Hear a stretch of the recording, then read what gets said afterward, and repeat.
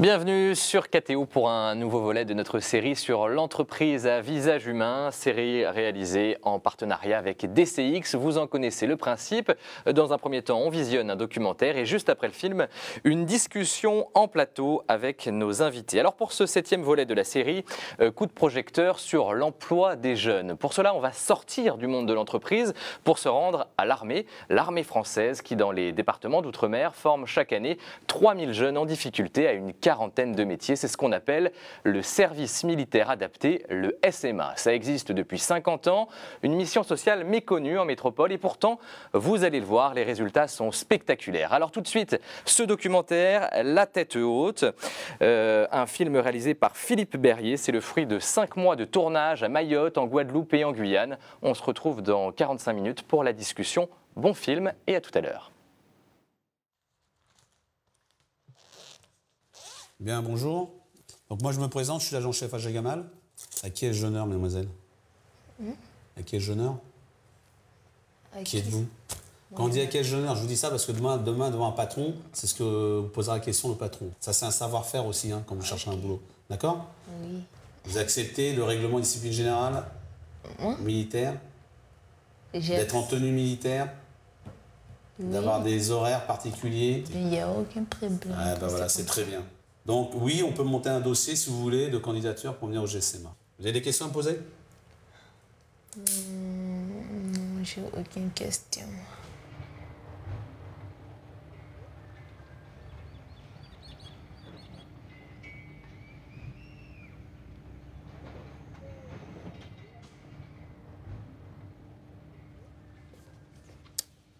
Alors, bonjour. Donc, je suis accompagné du soldat Abdou et on va vous faire passer donc, le test. Vous êtes tous équipés d'un stylo, d'une règle et d'un dossier. Voilà. Donc, on va commencer par écrire des bandelettes Pavaduc. Des bandelettes Pavaduc, on va dire que c'est la marque. Avec un parfum menthe. Donc avec un parfum menthe. Bon, on a terminé donc la dictée. Il y a le soldat Abdou qui va ramasser vos feuilles.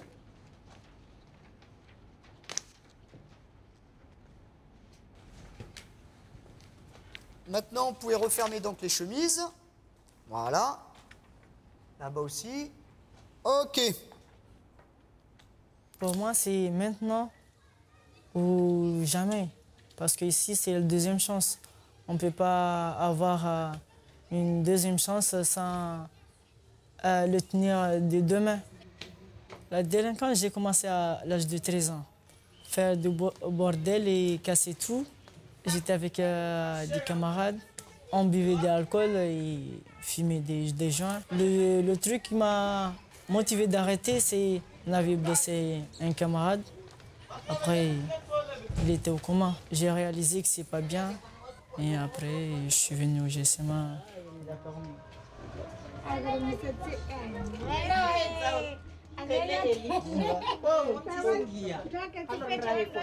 J'ai arrêté de voir mes copains, de ne pas fréquenter les mauvaises choses. Parce qu'ici, au GSMA, on nous apprend beaucoup de choses de la vie qu'on n'avait pas avant.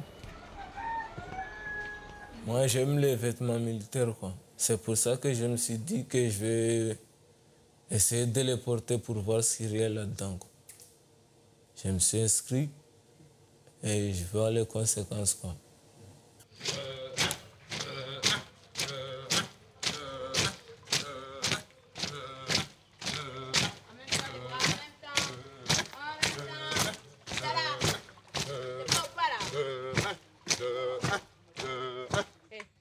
Fermez-la. Oh, devant là. Portez, le ton. D'après toi, t'es aligné là? On conquise les lettres de noblesse. Pour une marche au pas cadencé, direction les finis. Départ en chantant. En avant. Marche. Nos frères ont conquis les lettres de noblesse. Quoi? Détachement, maintenant mouvement.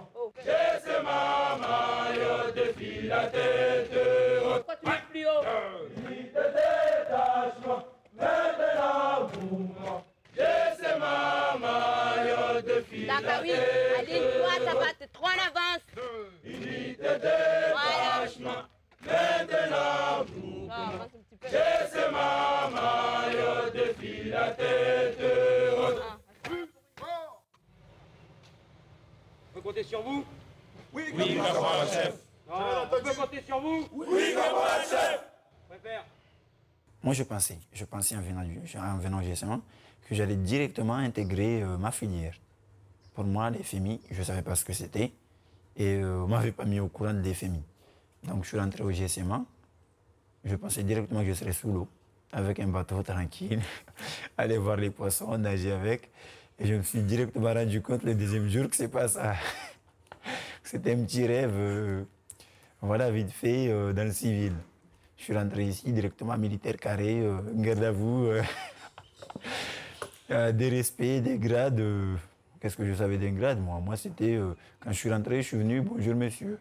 Et d'un coup, c'était, il n'y a pas de monsieur, c'est mon caporal, mon adjudant, c'est caporal adjudant.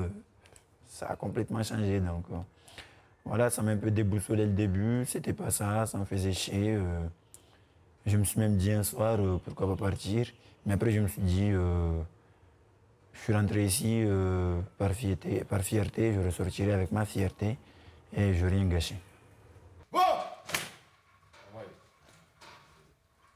Code du volontaire! Code du volontaire! Soldat au service de la France! Soldat au service de la France! Je m'engage à acquérir le goût du travail bien fait! Je m'engage à acquérir le goût du travail bien fait! De la rigueur! De la rigueur! De la discipline! De la discipline! Qui me permettront de réussir mon intégration dans la société! Qui me permettront de réussir mon intégration dans la société! Je forge mon avenir avec sérieux! Je forge mon avenir avec sérieux! Et me prépare à entrer dans la vie active! Et me prépare à entrer dans la vie active! Où j'appliquerai la devise du SMA. Où j'appliquerai la devise du SMA. Apprendre à réussir par l'effort et le travail. Apprendre à réussir par l'effort et le travail. Repos. Bien, pas mal. Toujours des petits loupés. Ça va venir tout seul. À force de le répéter, au final, on aura les beaux trucs. Mais c'est déjà pas mal, là. Quand on ne fait pas de travail, on est obligé de demander aux gens de nous donner quelque chose. Et c'est là, j'ai pas l'habitude, quoi, de demander aux gens de me demander. Si on demande la première fois, la deuxième fois, on a honte, quoi. Et je me suis dit que je vais apprendre un métier pour plus tard. Je ne veux pas faire ce travail de réussir à vous apprendre quelque chose en 40 minutes si vous ne me posez pas des questions. Et si vous livrez pas. Il faut arrêter de se cacher, hein, je répète. Ne vous cachez pas derrière « je sais pas ». Et puis comme ça, je ne lève pas mon doigt. Comme ça, le prof va croire que je sais. Et tout le monde va croire que je suis intelligent. Ouais, Cap, sinon je te mets debout. Hein. Tu connais le tarif. Ok? Donc si vous ne savez pas, vous levez la main. Et si vous n'avez pas compris à la fin de l'heure, c'est moi le responsable. Sauf si vous n'êtes pas manifesté. Le jour où vous êtes capable de mettre ce nombre dans les bonnes cases, vous avez tout compris. Il ne reste plus qu'à lire. Vas-y, essaye, c'est pas grave si tu te trompes. Ok, merci, donne-moi le crayon. Qui est d'accord? Ah, tu vois, on peut être pas d'accord, mais pas réussir à trouver la bonne solution. On s'en rapproche, mais c'est toujours pas la bonne. Alors qui veut essayer encore? Oui? Bien. Un stagiaire qui n'est pas trop motivé, eh ben, je lui explique, je lui dis ben voilà, on peut effectivement. Moi, j'ai pas le choix. Moi, je travaille sur un objectif, c'est 100% de réussite au CFG. Donc, si tu veux pas travailler, tu me plantes mon objectif. Donc, tu n'as pas le choix, il faut que tu bosses pour mon objectif. Si toi, tu veux pas travailler pour toi, tu vas travailler pour mon objectif à moi. Voilà. Et donc, ça m'aide parce que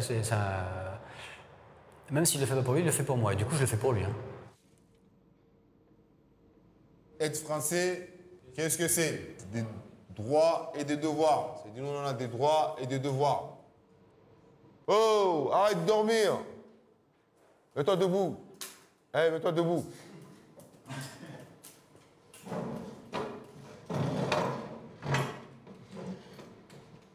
Voilà. Allez, dis-moi ce qui est marqué au tableau. Tu vois pas bien en plus et tu dors, c'est normal.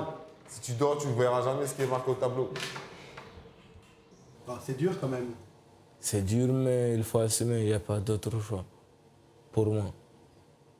Allez les gars, là, allez. On tire un peu sur la couenne.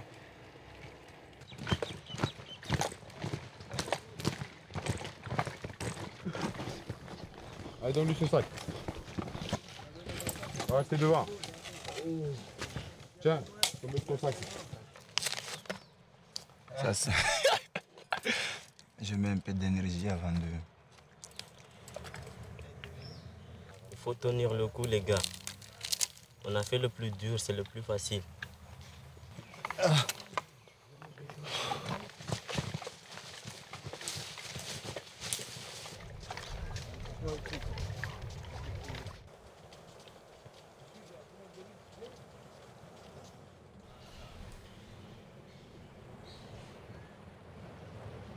À mon commandement, repos. Bon, vous voilà au terme de la 3e semaine de formation initiale. Et cette petite cérémonie, qui est symbolique pour vous et pour nous, vous rappelle 3 étapes majeures de votre formation. La première, c'est la réussite enfin à quelque chose. Vous posez les bases du début de la réussite. Donc c'est simple, vous avez fait la marche, elle était facile pour certains, elle était plus dure pour d'autres. Tout le monde y est arrivé. C'est un effort individuel et collectif. Voilà, donc j'ai assez parlé. On va vous remettre les cadres ici présents et moi-même, le B. Allez, le premier, tiens, Hassani. Quelle filière tu vas être? Plombier. D'accord. Quelle filière toi? Maçonnerie. D'accord, t'en avais déjà fait avant de venir? Oui. Alors qu'est-ce que tu es venu chercher chez nous là? Alors, je suis venu chercher les qualifications. Les qualifications, ça va t'apporter quelque chose de mieux? Allez, continue comme ça. Et toi, tu viens d'où? Quelle filière tu as choisi? Matelot. Aquaculteur matelot, donc tu vas passer les 9 mois de formation qui te restent avec moi alors, si je comprends bien. Contingent au commandement. Vent! Contingent en disposition d'avion solaire. On fait les rangs. Arrêter, j'ai jamais pensé à arrêter. Parce que je suis ici pour un but. Et quand je me fixe un but, c'est pour ce but. J'ai dit que je vais jusqu'à la fin, j'irai jusqu'à la fin. Même si j'en peux plus. Qu'est-ce qui te fait tenir alors? Eh ben, déjà, il y a ma mère, parce que je pense à ma mère. Et il y a ma grande sœur, qui s'appelle Tambachi. Et ma copine. Tu leur as promis de réussir? Promis, j'ai pas besoin de promettre, parce que ça se voit dans leurs yeux que faut bien les nourrir un jour. Ma mère, elle m'a déjà assez nourri, et je pense que je dois la nourrir à mon tour. Fais soigner. Ah, puis c'est pas bon du tout ça.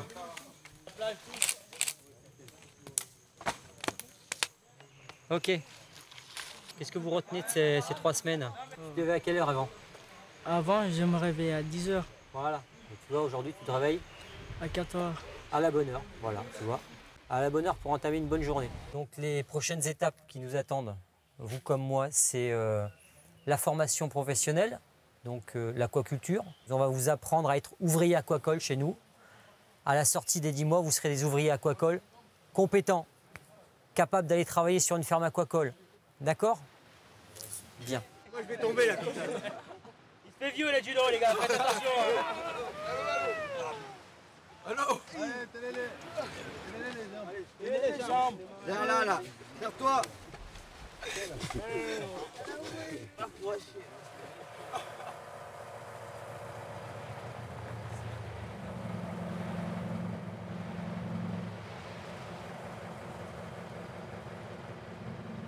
Ok, Zaidou, largue. Zaidou, dépêche-toi, vas-y, vite. Allez, go. Allez, dépêche-toi.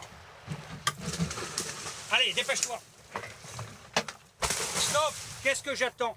Dès qu'on met un peu de précipitation, les fondamentaux sécurité ne sont plus engagés. D'accord? Écoute-moi. Parce que je dis dépêche-toi, l'affolement général, la peur est communicative. Tu te mets à l'eau, tu peux être un danger pour toi et tu ne rempliras pas le boulot que je te demande de remplir. 4 minutes sans bouger. 4, 3, 2, 1, 0. 4 minutes, je ne parle pas, je ne suis pas là, vous êtes seul dans l'océan. Trouvez la position par vous-même, allongez-vous. C'est vous et votre instinct de survie.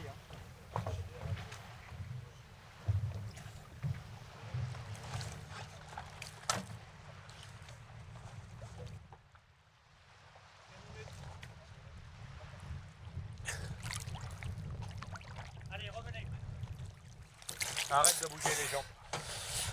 Arrête de bouger les jambes. Je te tiens, arrête de bouger les jambes. Coucou, tu m'écoutes? Mets l'embout dans la bouche. Ne bouge pas.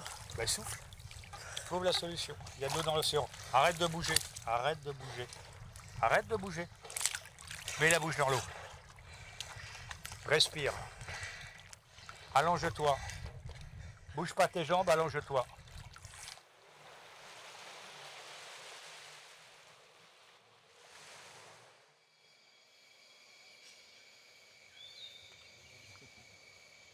Premier point concernant la discipline, la tenue et autres. Hier, je passe dans les ateliers pour une visite avec le chef de corps. Je suis obligé de rappeler aux gens qu'il faut se mettre au garde à vous. C'est anormal. Vous portez un treillis, vous portez un grade ou pas. Il y a des règles, vous les respectez. Deuxième point, les stupéfiants. Consommer des stupéfiants à l'intérieur de l'enceinte ou même en dehors, interdit. Vous portez un treillis, vous êtes sous statut militaire dans l'enceinte, il n'y a pas de possession, il n'y a pas de consommation. Si certains pensent qu'ils peuvent établir un trafic, je pense que je peux les virer. Pour accompagner. Bon, à disposition, le chef de section.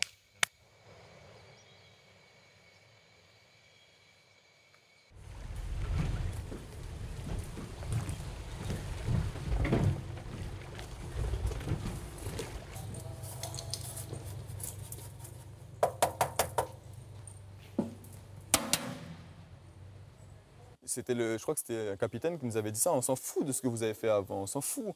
L'important c'est ce que vous voulez faire maintenant, pourquoi vous êtes là pour avancer, pour faire quelque chose de votre vie. Et voilà, c'est le plus important, hein, c'est qu'il faut s'accrocher pour pouvoir être un homme demain, même sans diplôme. C'est-à-dire que même peut-être que le diplôme ce n'est rien, quoi. C'est ce qu'il y a dans la tête et ce qu'on peut faire avec nos mains qui est le plus important, c'est-à-dire qu'est-ce qu'on est capable de faire par nous-mêmes.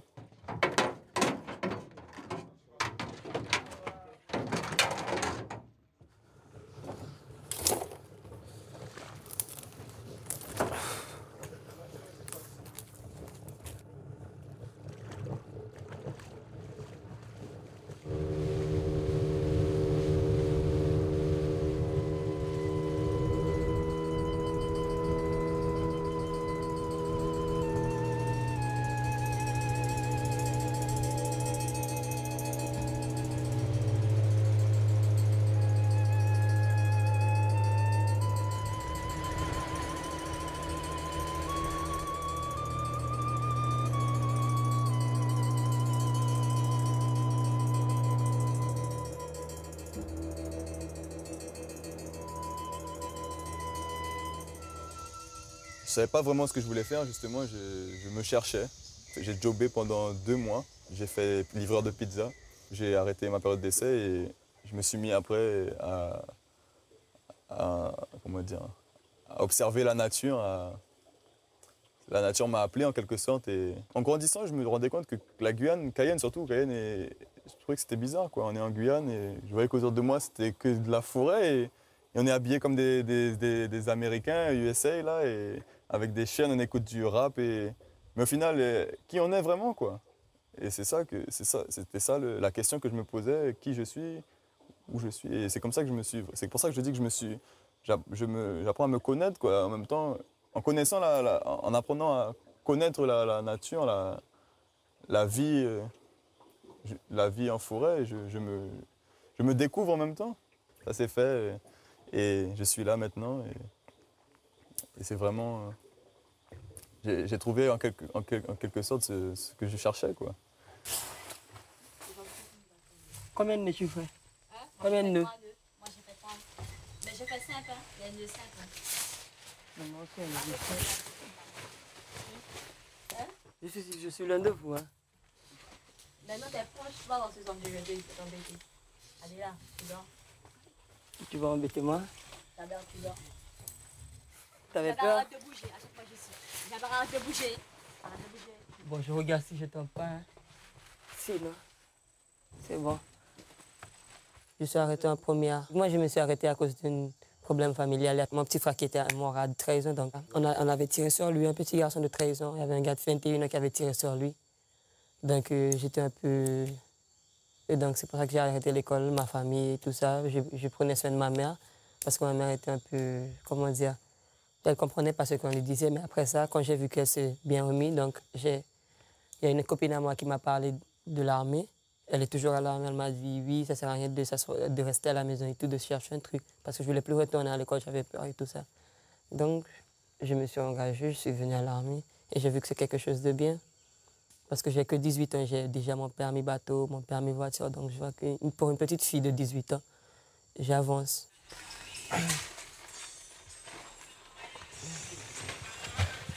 Bravo.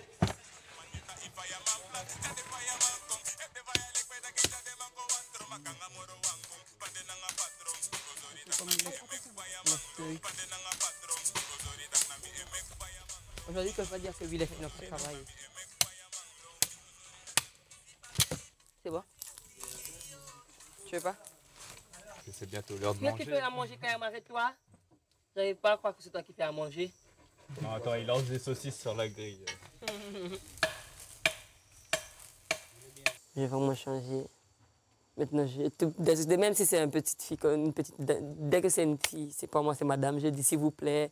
Moi qui me dit tu, maintenant c'est que vous. Avant, t'appelais ta mère à chaque fois, mais là, on t'apprend. T'as l'habitude de te lever à 4 heures tous les matins, tout. Tu fais tes affaires tout seul. Il n'y a personne qui va dire oui, je vais t'aider pour faire ça. Non, c'est bien. Ce que j'aime pas, c'est lorsqu'on va tirer et tout ça, j'ai peur. Ça, c'est le seul truc que j'aime. Mais sinon, le reste, c'est bien. On est nourri, logé, même payé tous les mois. C'est bien.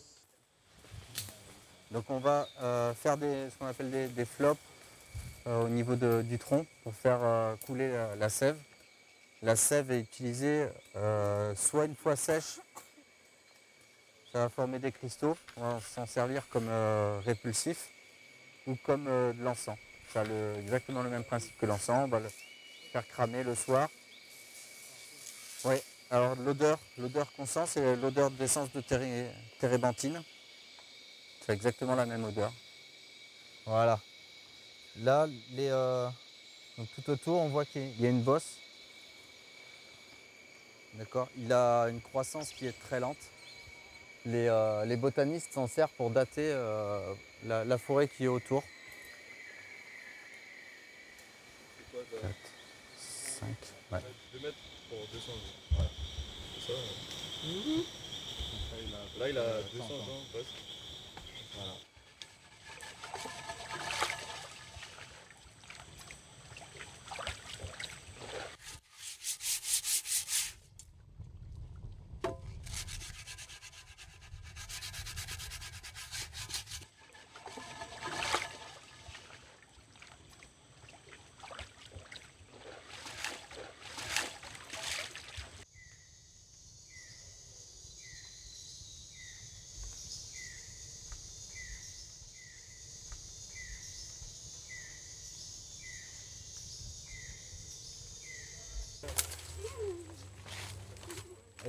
N'avancez pas trop.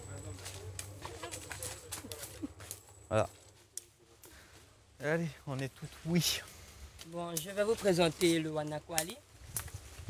Le Wanakwali vient de la famille Voschiaceae. Il mesure 35 mètres d'auteur. Ses fruits sont en forme de grinon fou. Bon, on ne pourrait pas les voir parce que tellement c'est haut, on n'arrive pas à voir. On utilise son bois pour la construction des maisons ou bien il peut servir aussi dans la confection des canots. Petit bateau. Pirogue. Pirogue. Ouais. L'écorce frais finement hachée, finement grattée est utilisée chez les Wayapi comme analgésique dentaire en application locale. C'est bon? Il n'y a pas de Grignon question? fou ou grignon franc? Grignon franc. C'est fou. Fou? Oui, c'est pas fou? Oui, c'est fou. Oui, c'est fou. C'est grignon fou. Voilà. Ok. Donc on poursuit, s'il vous plaît. Venez-vous ici. Allez, ben, on va aller voir Léo.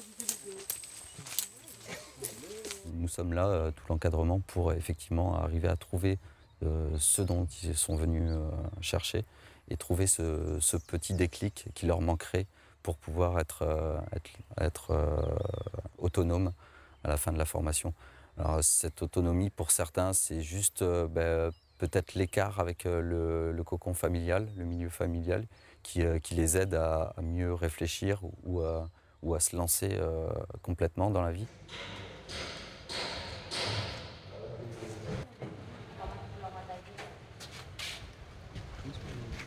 Regarde pas tout. Bah, doucement, quoi. On va pas lâcher la tête pour tout.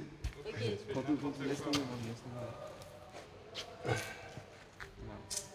Attends, Aïe, aïe, aïe.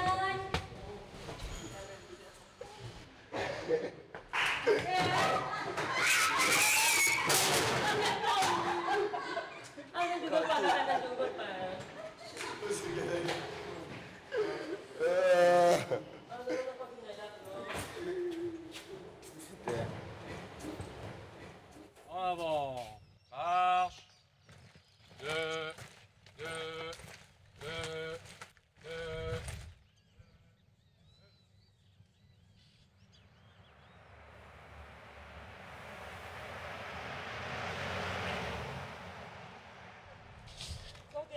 Maman. Oui. Ah oui, ma maman. Elle m'a dit d'aller, de ne pas rester à la maison sans rien faire. Donc j'ai aidé, ma copine m'a aidé, c'est ce que je parlais d'elle. Et puis j'ai été. Et maintenant elle est ravie parce que quand elle entend que j'ai des trucs, j'ai trouvé des trucs, ça lui fait plaisir.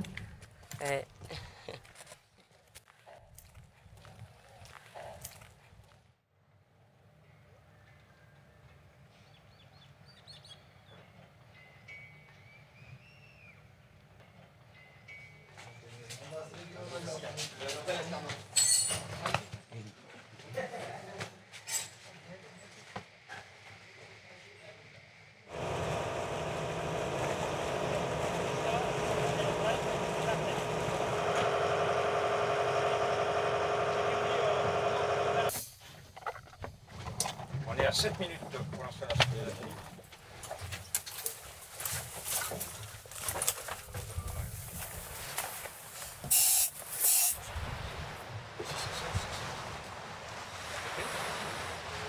Tout fonctionne. Très bien.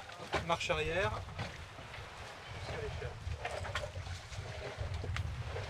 Ça fait 1 heure que tu es au soleil là. Hein, donc tu dois bien te mouiller le visage et la nuque. D'accord? Parce que là, tu es là, faut pas y aller. Donc tu vas franco là, regarde. Tu es là. Allez, c'est bon. Là, je me réveille. Alors, tout en trouvant ton équilibre, maintenant, remets ton visage, ton masque sur le visage.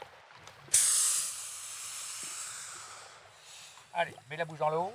Mets la bouche dans l'eau. Souffle bien. Souffle un grand coup.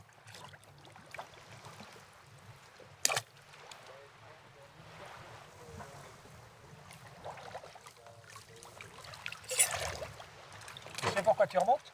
Parce que tu souffles pas. Mets le détendeur dans la bouche, mets la bouche dans l'eau et souffle. Mets la bouche dans l'eau. Ne tiens pas ton détendeur et puis il partira pas. Fais-moi des bulles. Je veux voir des bulles sortir. Ça y est, t'as compris. Prends de l'air derrière. Fais-moi des bulles. C'est bon, prends confiance. Tu vois que l'air arrive.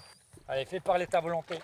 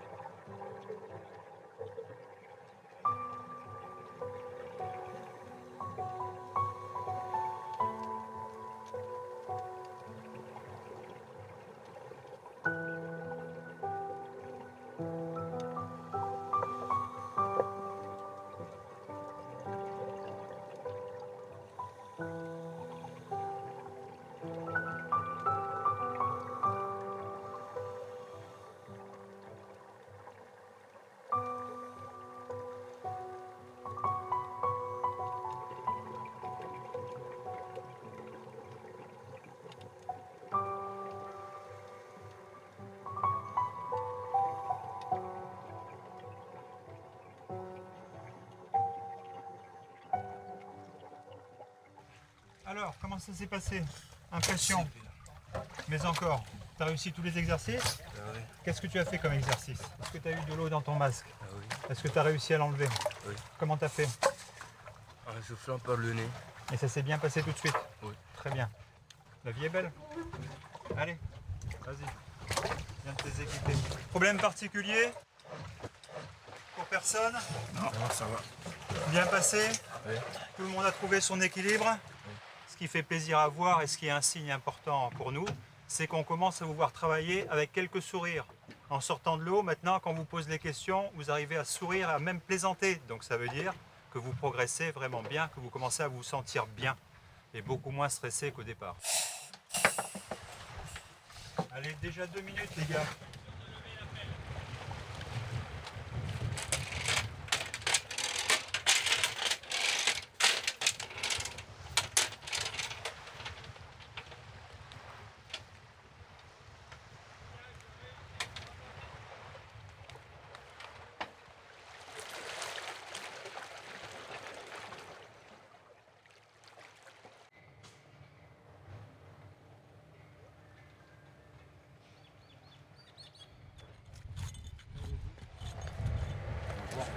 Ça va bien? J'ai besoin de 4 personnes en mer et 2 personnes dans les ateliers. On est déjà répartis. Vous êtes déjà répartis? Alors qui sont les 2 qui vont dans les ateliers? Vous 2, ok. Vous mettez à côté. Ok, bah c'est les 2 débardeurs. Très bien, ça marche.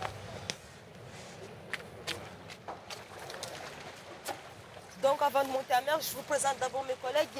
Lui c'est Ibrahim et lui c'est Ahmed. Quand vous descendez le filet, il faut faire attention au plomb parce que ça fait mal aux pieds. Il faut toujours travailler en sécurité. Pendant qu'eux ils descendent ça, vous récupérez 6 bacs. Fais attention à tes pieds. Il ne faut pas le mettre à l'eau. Donc à 3, on le bascule là-bas. Attendez, vous tenez le corps d'ici.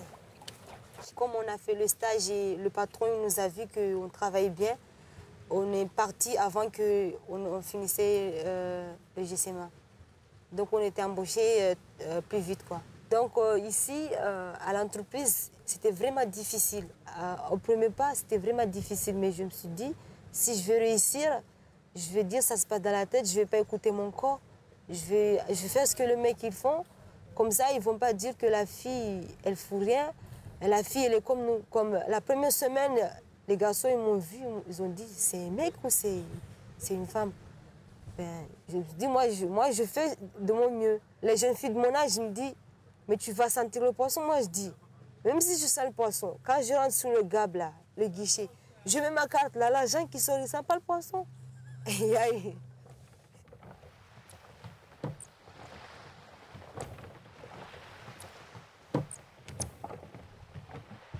En déroulant jusqu'à ce que le plomb il arrive ici à ce niveau-là comme ça.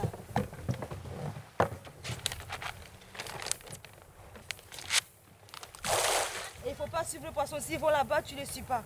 Tu attends d'abord qu'il se calme, après tu lances la nourriture.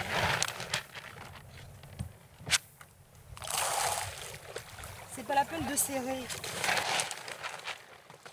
Regarde maman, regarde maman. T'as vu maman?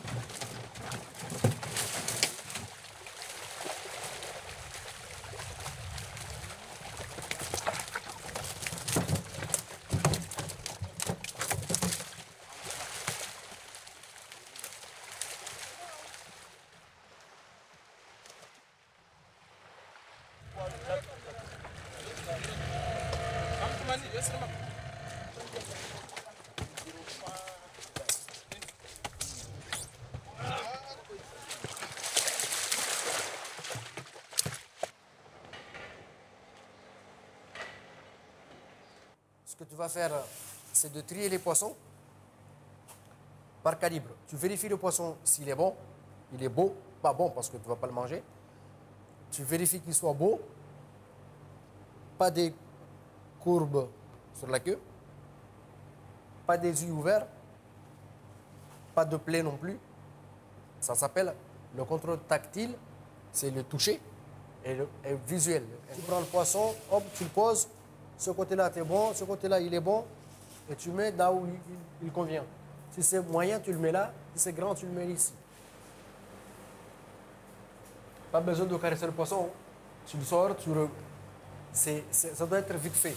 Tu sors le poisson, là, c'est bon, tu le places. Boum. Par contre, tu vois, celui-là, tu l'as mis là-bas. Et tu vois, regarde la queue. Tu vois qu'il y a une différence entre celui-ci. Regarde ces deux poissons-là. Là, le poisson qui est là, il a une malformation sur la queue. Tu vois? C'est un peu courbé et tu vois que là, c'est pas bon. Le client, il retrouve un poisson qui est mal formé. Ben, s'il n'est pas content, il va dire ça à la direction. Ils envoient le rapport ici. Bon, on dit, bon, ce jour-là, il y avait telle personne dans les ateliers. Chacun est responsable de ses actes. Tu fais une faute, c'est pour ça qu'on a une fiche qu'on remplit. Ça s'appelle la traçabilité.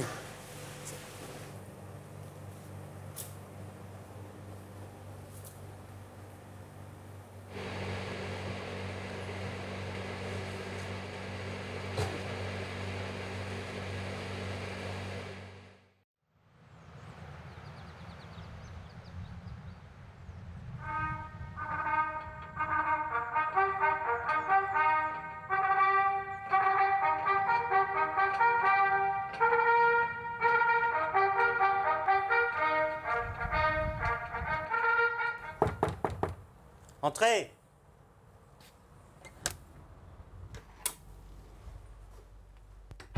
Repos, Rébus, assis-toi. Bon, Rébus, tu rentres de PAE aujourd'hui? Effectivement. Bon, est-ce que le patron était content de toi? Est-ce que tu l'as vu à la fin du stage?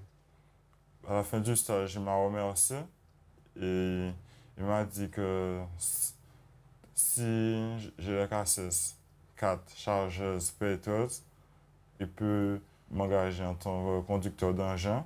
Ok, il peut te faire un contrat. Un contrat CDI ou CDD? CDI. CDI, bon. Donc lui, il te prend si tu as le KSS 4, Tractopelle. Moi, ce que je te propose, on te fasse un VS+, et pendant ce VS+, 3 mois, on te fait passer le KSS 4 Tractopelle. Mais il faudra que tu me fasses voir ton patron et qu'il te fasse une promesse d'embauche et qu'on joindra dans le compte-rendu. Fin octobre, tu es civil. Et tu peux aller travailler à Gourbert. Ça te va, ça? Oui, c'est. D'accord? Oui, c'est. Tu peux partir.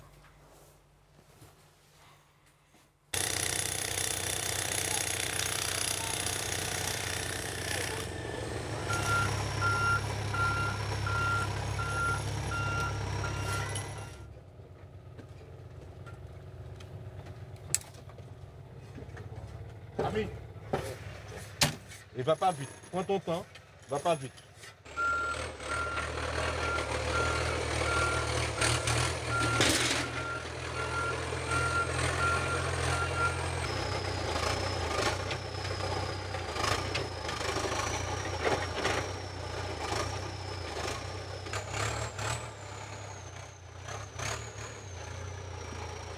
C'est Mario, il est arrivé, ça fait une semaine.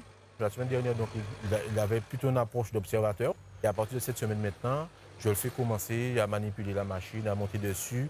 En fin de semaine, ils seront un peu plus seuls sur la machine donc, pour pouvoir exécuter des travaux. Moi aussi, je suis passé par le SMA. Donc, je pense que normalement, bon, cette période-là, c'était un peu différent. Mais je pense que, bon, si on veut avoir de la main-d'œuvre, avoir des gens formés, des gens qui connaissent leur métier, pourquoi ne pas les aider, les épauler?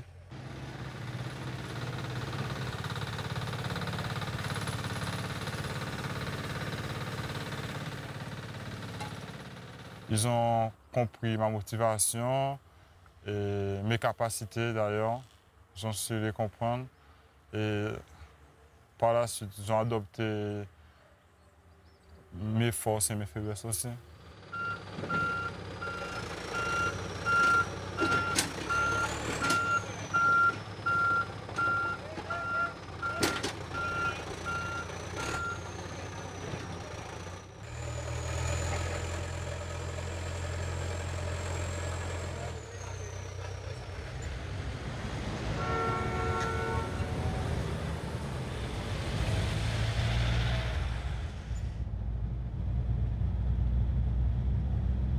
va voir une entreprise, je démarche une entreprise, c'est assez tous les 2 mois à peu près que je fais ça, pour essayer de placer mes jeunes.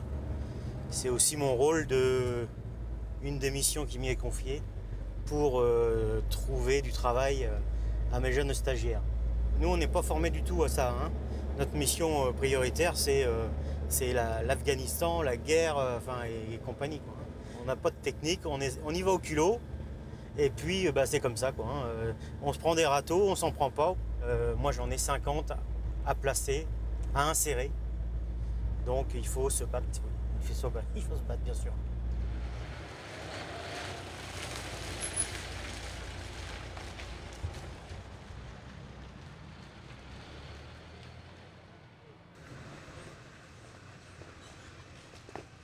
Alors, je vais vous présenter l'intérieur du camion. Je comprends mieux pourquoi vous nous avez demandé d'avoir d'abord des chauffeurs PL, parce que vu le gabarit, c'est sûr que... Qu'est-ce qu'on avait d'autre comme exigence? Bon, des gens rigoureux, des gens qui ne rechignent pas à la tâche. D'accord. Oui, ça on l'avait dit. On sait qu'il faut les former bien. D'accord. Hein, c'est des gens habitués à se réveiller tôt, à être un peu sous pression, parce que c'est quand même un métier où on est souvent sous pression, parce qu'on travaille avec le SAMU.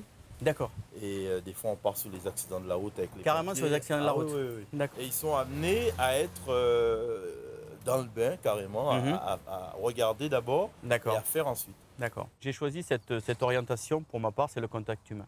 Alors, des deux côtés, j'aime le contact humain avec, quand je suis au contact d'une entreprise, parce que là, j'essaie de défendre ma boutique et de placer mes jeunes.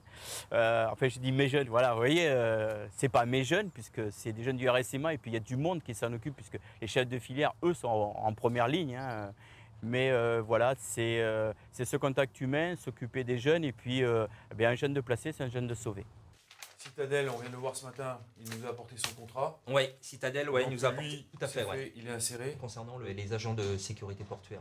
Vous savez, j'ai repris contact avec Monsieur Germe de Germe, l'ADOM Nord-Pas-de-Calais, qui nous a sollicité à nouveau, nous demandant si effectivement on avait bien des candidats pour le mois de juillet. Juillet, ça risque d'être court. Ça risque d'être court parce que, j'ai expliqué à Monsieur Germe, on est obligé de fournir, comme c'est dans le domaine de la sécurité, on est obligé de fournir les extraits de casier judiciaire.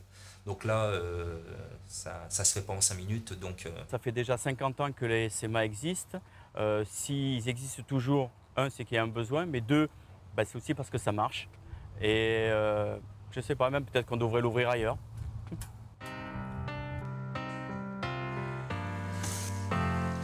Aujourd'hui j'ai 20 piges et je suis debout tant bien que mal, je fraye mon chemin. Petit prince danse avec le diable et je suis un homme, je baisserai jamais les bras, même si ça fait mal. Je me soigne à la résine avec mes potes dans les halls sales. Toutes ces blessures que le square a pu me causer ont fait de moi un c'est un poète chez les névrosés. Tu finiras en tôle, c'est ce que les profs me disaient. Je m'en bats les couilles, j'aurais des disques d'or par dizaines. J'ai pris des coups toute ma vie avec les frères, j'ai dû me taire et puis rester en bas. Jamais en cours sans diplôme, j'ai vu des larmes couler sur les joues de mes deux remparts. Et si les étoiles m'accordent une chance, me laissent une place, alors on brillera. Nous sommes nés pour briller, nous sommes nés pour briller. Ta-ra-ra-pa-pa-ra-pa.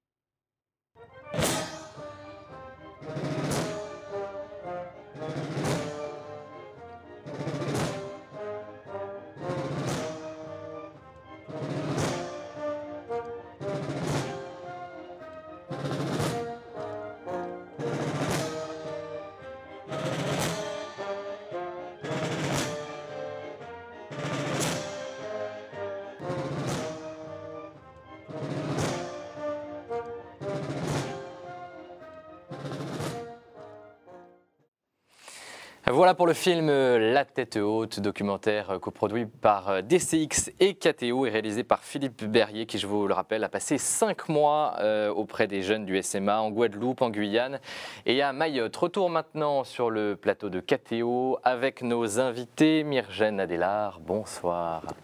Merci d'être avec nous. On vous a vu dans le film. Hein. Vous êtes volontaire stagiaire de ce SMA, ce service militaire adapté. Et vous avez maintenant 19 ans. À l'époque du tournage, vous en aviez 18. Hein. Oui. Monseigneur Emmanuel Lafont, bonsoir. Bonsoir. Vous êtes évêque de Cayenne, en Guyane. Et puis pour compléter ce plateau, le général Dominique Arthur, bonsoir. Bonsoir. Vous commandez ce service militaire adapté. J'ai la chance de commander le service militaire adapté, oui. Depuis combien de temps Depuis maintenant? 1 an et demi. Voilà.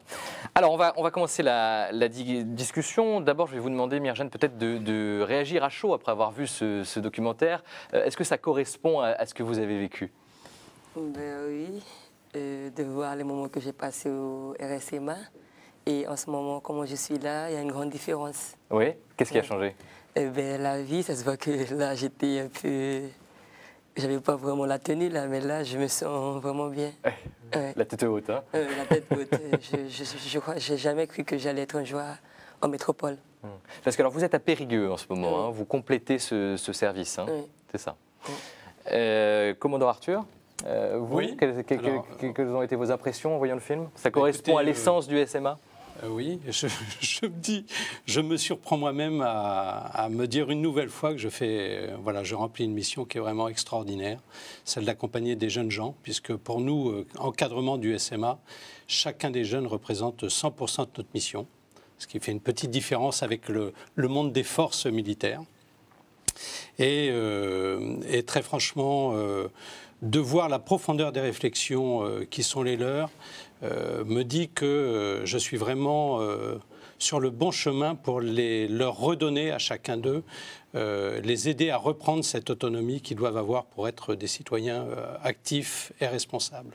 Quelques chiffres quand même sur ce SMA pour qu'on comprenne bien le contexte. C'est à peu près 3000 jeunes formés par an à travers ce service. En 2010, c'était 3000 jeunes formés. Nous serons à 4100 Donc ça augmente. 2011 en flux. Sur ces 3000 jeunes, vous en avez à peu près 700 qui étaient recrutés au titre d'un premier emploi. Je suis un entrepreneur normal, donc j'offre de l'emploi, au même titre que les entreprises qu'on a vues dans le film. À la fin du film. Donc ces jeunes gens-là, je les recrute pour être cuisiniers, secrétaires, conducteurs, et certains, je leur offre déjà, on l'a vu aussi dans le film, une dimension de leadership, puisque je leur propose d'être aide-moniteur à la formation des jeunes. Et puis les un peu plus de 2200 autres pour l'année 2010, eh bien, ce sont des jeunes qu'on peut qualifier de décrocheurs ou de découragés. Et sur ces 2200, 38% en 2010 étaient illettrés niveau 1 ou 2. Donc pour nos téléspectateurs, j'explique ce qu'est le niveau 1. Niveau 1, je ne sais pratiquement pas écrire mon nom. D'accord. 1 ou 2, et en tout cas 80% d'entre eux étaient non détenteurs du brevet des collèges. Voilà.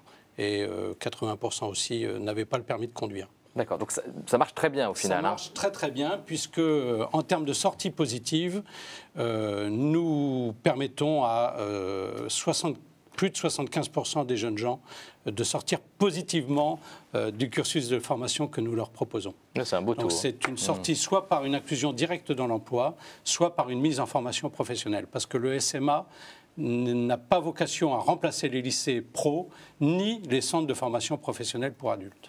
Un petit commentaire aussi sur les images de la fin de ce film, c'est les images du défilé du 14 juillet. Du 14 juillet de cette année, puisque le SMA avait l'honneur d'ouvrir le défilé à pied du 14 juillet dans le cadre de l'année des Outre-mer et du cinquantenaire de ce dispositif. Vous y étiez, Myrjane? Oui. C'est pas anodin ça pour vous, comment vous l'avez vécu? On n'a pas marché, mais on a juste donné...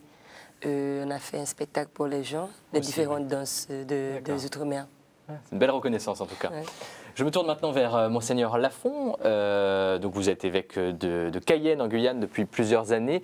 Vous connaissiez cette expérience du SMA? Bien sûr, oui. Je connais à la fois le RSMA de Cayenne et celui de Saint-Jean du Maroni, tout à fait. Je suis allé plusieurs fois. Je connais bien d'ailleurs un des colonels du RSMA qui est revenu à l'état-major des forces armées de Guyane, oui. Et comment vous avez réagi Qu'est-ce que vous retirez de ce film? Écoutez, je l'ai trouvé très beau, d'abord. J'ai trouvé les expressions des jeunes très vraies, très sincères. Et j'admire le travail éducatif qui est fait. Bien sûr, je l'ai regardé avec beaucoup d'intensité parce que j'ai dans le cœur les milliers de jeunes de Guyane qui n'ont pas la chance de connaître le RSMA, Et de toute façon, dont l'avenir est assez sombre parce que 45% des jeunes sont sans emploi en Guyane. Et donc j'ai regardé ce film en pensant à chacun d'eux, à ceux de l'intérieur. D'ailleurs, j'ai été un peu étonné de ne pas voir aucun des Amérindiens. Je sais qu'il y en a et je sais qu'ils ont beaucoup de mal après à trouver du travail, un emploi. Enfin, il y a de multiples défis en Guyane et je pense que le RSMA est un des moyens de répondre à ces défis, mais qu'ils ne peuvent pas le faire tout seuls. Il faut, voilà, je pense qu'on va parler un peu plus des défis de l'insertion du RSMA. Un mot quand même sur le contexte de Guyane, puisque vous en parlez, le contexte social, plus généralement à l'outre-mer, est sensiblement différent du contexte social en métropole. Écoutez, au niveau du niveau de vie, c'est la moitié de la France. Bon. Au niveau de l'éducation, la réussite éducative est de 20% inférieure à celle de la métropole, alors que la moitié des jeunes en Guyane n'a pas 23 ans. Donc c'est une société très très jeune, très bigarrée. Il y a une multitude de cultures, qui est de fait pas suffisamment peut-être représentée dans le film. Parce qu'il doit y avoir, je ne sais pas si vous avez des Hmongs, mais on a vu surtout des gens du Maroni, si j'ose dire, des Marrons du Maroni. Mais bon, on a vu quelques métis, effectivement. Mais la société guyanaise est une société multiculturelle. Nous disons la messe en 4 langues différentes. pour un petit diocèse de 250 000 habitants, c'est quelque chose. Et voilà. Et je pense aujourd'hui que 45% des jeunes sont sans emploi, entre 18 et 25 ans. C'est beaucoup. C'est énorme. J'ai la tristesse d'apprendre que c'est le même chiffre qu'en Espagne aujourd'hui. Myrjane, vous connaissez aussi la métropole puisque vous y vivez en ce moment. C'est différent d'être jeune en Guyane et en métropole. Les réalités sont différentes. Oui, je trouve que c'est plus difficile de vivre en Guyane quand on est jeune. Parce que déjà, comme j'avais toujours 18 ans, je vivais toujours avec ma maman. J'ai été au RSMA, j'ai appris beaucoup de choses. Et si ce n'était pas le RSMA qui m'avait envoyé en métropole, je crois que je n'allais jamais arriver. Parce que déjà, un large séjour là-bas, il n'y a pas de chômage, ma mère ne travaille pas. Donc c'est à cause du RSMA que je suis là aujourd'hui. Donc je remercie le général Arthur. Oui. Sinon, j'avais toujours rêvé. C'est une démarche personnelle avant tout. Hein. Mais comment vous avez trouvé le SMA? C'est connu en Guyane, c'est une amie qui vous a aiguillé, c'est ça? Moi, c'était une haïtienne. Elle était caporal-chef. Donc elle m'a parlé, elle travaillait à la partie administrative, c'est-à-dire avec le capitaine. Et elle m'a parlé parce que comme elle voyait que je n'allais pas à l'école, elle m'a dit ça ne sert à rien de rester à la maison. Faire quelque chose. Faire quelque chose, mais je lui ai dit je ne veux plus retourner à l'école parce que comme mon frère était mort et tout ça. Donc, oui, alors un petit mot peut-être, c'est quelque chose de très personnel, mais c'est vrai que ça compte évidemment beaucoup dans le parcours d'une vie.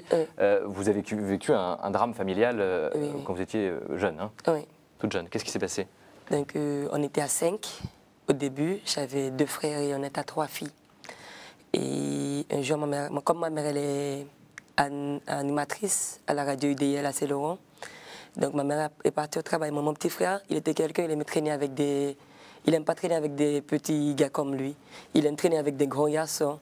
Donc il aimait, quand il allait voler, il volait avec eux et tout. Donc jamais ma mère n'était à la maison pour lui dire, parce que ma mère n'avait pas le temps pour nous. Elle était toujours au travail, chercher de l'argent pour nous nourrir. Donc il est parti avec son ami, et le gars, il avait 22 ans. Donc je crois que le gars était bourré. Et il avait, je ne sais pas parce qu'ils avaient trouvé le fusil, mais il a pris et puis il m'a dit à mon petit frère, il a pointé sur mon petit frère, mais mon petit frère a dit non, je ne joue pas. Et puis il a jeté la puce, il a dit à mon petit frère, ramasse la puce, et c'est là qu'il a tiré sur mon petit frère. Mais il a dit qu'il n'a pas fait pour exprès, mais... Évidemment terrible. Bon, oui. Donc ça, c'est un drame qui a évidemment bouleversé votre vie, votre parcours, et le SMA a permis de vous reconstruire, hein, c'est ça. Oui. Ouais. Général, est-ce que c'est le rôle, j'ai envie de dire, de l'armée de venir en aide à ces jeunes qui sont en situation d'échec socio-professionnel? Alors, ce n'est pas le rôle premier des armées, bien évidemment. Le rôle premier des armées, aujourd'hui, c'est d'être sur les théâtres d'opération et de défendre nos concitoyens. Maintenant, depuis des générations, et on peut citer le maréchal Lyautey avec son fameux opuscule « Le rôle social de l'officier », il y a toujours eu cette vocation à une fraternité qui vient de l'entraide naturelle qui est au sein du monde militaire.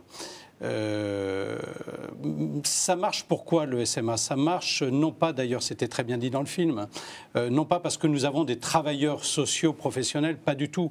On n'a pas de psy-pro, on a des médecins bien sûr militaires, mais on n'a pas de psy-pro, on n'a pas d'animateur pro, on n'a pas d'éducateur pro, on n'a pas d'orienteur pro. Ça marche pourquoi? Parce qu'on a des jeunes gens, plus ou moins jeunes, qui se convertissent à la mission d'accompagner chacun des jeunes qui nous font confiance. Ça, on le tire des armées et plutôt de l'armée de terre, voire des troupes de marine. Avec une fraternité très forte. Il y a une fraternité très forte qu'on acquiert, si vous voulez, cet atavisme culturel d'entreprise des armées. On l'acquiert parce qu'on est en aptitude de gérer ensemble le risque létal. L'affrontement de l'adversaire, qui nécessite obligatoirement ce lien de respect mutuel et de confiance qui est indispensable pour pouvoir réussir la mission.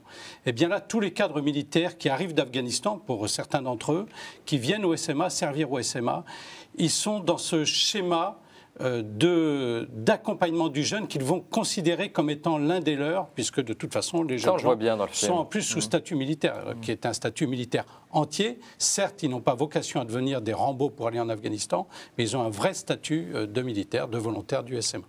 Monseigneur, mission, fraternité, c'est des mots qui vous parlent, hein, ce sont les mots qu'a employé le général. Écoutez, de toutes les façons, je pense que la société va retrouver sans doute le besoin de permettre aux jeunes un temps de service civique, d'éducation à l'effort et à la discipline, tel qu'on l'a vu là. Car il faut bien dire que dans le monde dans lequel nous vivons, les familles ont beaucoup de difficultés à trouver tous les moyens d'aider les jeunes à grandir, de telle sorte qu'ils puissent affronter la vie adulte avec tout ce dont ils ont besoin d'apprendre tant ils sont jeunes. Le service militaire a été supprimé, mais on ressent aujourd'hui un besoin de faire passer les jeunes par un temps à la fois gratuit et formateur pour qu'ils découvrent qu'ils doivent tout à la société dans les deux sens, c'est-à-dire qu'ils ont tout reçu de cette société, pas seulement de la famille, et en même temps, ce qu'ils ont reçu doit servir la société, et pas seulement la famille, et pas seulement eux-mêmes. Donc il y a toute une série de valeurs là, éducatives et formatrices, que malheureusement, une grande partie des jeunes et des enfants ne reçoivent plus aujourd'hui. Alors, on peut se réjouir que l'armée nous offre cet exemple-là. Il faudra sans doute le démultiplier énormément dans les années qui viennent, si l'on veut offrir à la jeunesse de nos pays, bon, je pense à la Guyane, mais au monde entier, leur offrir une espérance dans leur avenir et dans l'avenir du monde. Donc, de fait, c'est extrêmement important comme exemple, et on a beaucoup de leçons à tirer de ce qui se passe là. Myrgène, cette espérance, il y a eu un déclic pendant cette formation. Ça a été quoi le déclic pour vous? Au début, c'était difficile pour moi, parce que je croyais que j'allais jamais réussir. Les familles et tout, mais après, avec le temps, ça a été. Et j'ai compris beaucoup de choses. Ce que j'ai jamais appris, j'ai appris le respect, comme j'ai dit dans la vidéo, le respect, faire mes affaires tout seul, savoir m'habiller, savoir avoir un bon comportement. Quand je vais en stage, j'ai appris beaucoup de trucs. L'uniforme, c'est important ou pas? Oui. Ça compte, ça? Oui. Qu'est-ce que ça change d'avoir l'uniforme? Eh bien, déjà, il faut que ça soit propre, bien repassé. Et je n'aime pas repasser les vêtements, donc ça nous apprend beaucoup de choses. Le savoir-faire. Je pense que dans l'outre-mer, excuse-moi Myrgène, dans l'outre-mer, il y a l'uniforme a encore une vraie dimension. Il y a une vraie reconnaissance sociale. Le jeune qui ne porte pas l'uniforme et le jeune qui porte l'uniforme, il se sent une reconnaissance sociale. Le regard des autres peut changer sur lui à partir de ce moment-là. Donc je dirais que, excusez-moi Monseigneur, mais que déjà une partie du chemin du succès de la formation qu'on leur propose vient du fait qu'ils soient en uniforme. D'ailleurs, les écoliers et les collégiens sont en uniforme chez nous. Oui. Et c'est un facteur d'intégration, de solidarité, j'allais dire d'égalité dans la dignité, où quel que soit le statut social et l'origine, on est ensemble. Et on respecte d'une certaine manière, par l'uniforme, une certaine solidarité, une certaine fraternité. Vous savez qu'en Guyane, nous avons des tortues. Et des tortues qui viennent pondre, qui font des milliers de kilomètres pour venir pondre sur nos plages. Et quelques semaines après la ponte, les petites tortues sortent du sable et doivent aller vers la mer. elles subissent dès le début un certain nombre d'attaques. Ce sont les chiens, ce sont les oiseaux, ce sont les êtres humains. Mais malheur à elles si par compassion vous allez les prendre pour les emmener directement dans la mer, parce qu'alors vous les tuez. Parce que l'effort qu'elles auront accompli pour trouver où se trouve la mer et pour y aller avec leurs petites pattes, leurs petits membres, est un effort qui les rendront capables de nager dans la mer. Eh bien, le jeune, c'est la même chose. Des jeunes que l'on éduque sans effort et sans discipline sont des jeunes qui seront désemparés devant les défis de la vie.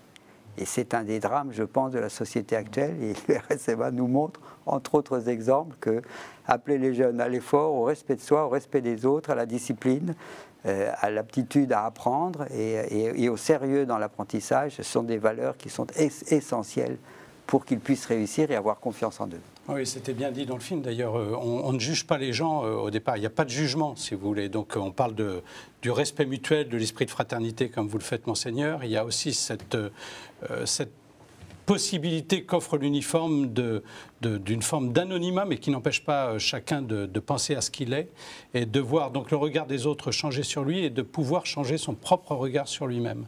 On le voit bien avec l'exemple de Myrgène qui a été blessé dans sa vie. Ça lui permet de reprendre pleinement sa dimension propre, la loi de Mariotte si on devait l'appliquer à l'homme.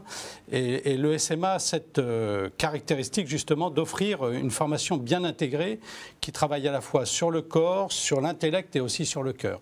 Voilà, ça serait dommage de changer la carrosserie sans aller jusqu'à proposer de changer le moteur. Myrgène, comment vous avez changé votre regard sur la société, cette volonté de s'intégrer dans la société et ce regard sur vous-même, parce que vous venez évidemment avec un passé qui, dans votre cas, est quand même assez lourd à porter. Voilà, comment vous faites pour vous assumer pleinement vous-même, sans oublier votre passé, mais sans qu'il ait trop de place, en tout cas, d'une manière négative? Comme vous avez fait à travers cette expérience du SMA? Depuis que je suis au SMA, je me suis fait des amis, j'ai parlé à mon adjudant. Ce qui s'est passé avec moi, il m'a dit de ne pas trop penser ce qui est déjà passé, mais à savoir qu'il est toujours là. Pour moi, c'est comme s'il n'est pas mort, il est toujours à mes côtés. Donc, des fois, je me dis c'est à cause de lui que je fais tout ça. C'est ça le sens, hein, oui. Hein, vous avez trouvé ce sens-là? Oui, c'est comme si, comme je suis venu en métropole, je dis peut-être qu'il peut ouvrir le chemin pour moi aussi s'il veut que je réussisse. Qui est un chemin pas facile en plus en métropole. Donc je félicite Myrgène de faire cette démarche-là parce que ça représente pour quelqu'un qui n'a pas quitté cette Guyane qui est la sienne ou ce Suriname et cette Guyane qui sont les siens, venir dans cet étranger ou cette autre outre-mer qui est la métropole, c'est un vrai déracinement pour les jeunes gens qui font cet effort-là. C'est l'autre outre-mer, en effet. Bien sûr, et ça mérite justement qu'on les accompagne jusqu'au bout. Et quand je dis les accompagner, pas froidement, qu'il y ait toujours cette continuité de fraternité qui passe les océans. Ce que je voudrais dire aussi, c'est que j'ai senti plusieurs appels en regardant ce film. Il me semble que le RSMA, pour réussir, doit entretenir et multiplier d'abord des relations avec le monde de l'entreprise. Bien sûr. Parce que sans entreprise, il n'y a pas de débouché. Et c'est une des énormes difficultés en Guyane, c'est qu'il y a peu d'entreprises. Je pense en particulier au régiment au SMA qui est à Saint-Laurent-du-Maroni, se trouve dans un lieu où j'imagine les débouchés sont extrêmement difficiles. Parce que zone sinistrée, parce que zone dans lesquelles il n'y a pas d'emploi. Il n'y a pas d'emploi. Il n'y a pas d'emploi. On va dire oui, en début d'expansion. Voilà, il n'y a pas d'emploi, oui. Deuxièmement, et du coup, je pense que le RSMA doit entretenir le plus de relations possible avec les élus, en particulier, pour qu'il y ait un véritable effort pour la création d'entreprises, le soutien des entreprises, de telle sorte que, effectivement, on trouve quelques solutions au péril de l'emploi. Et troisièmement, avec le monde scolaire.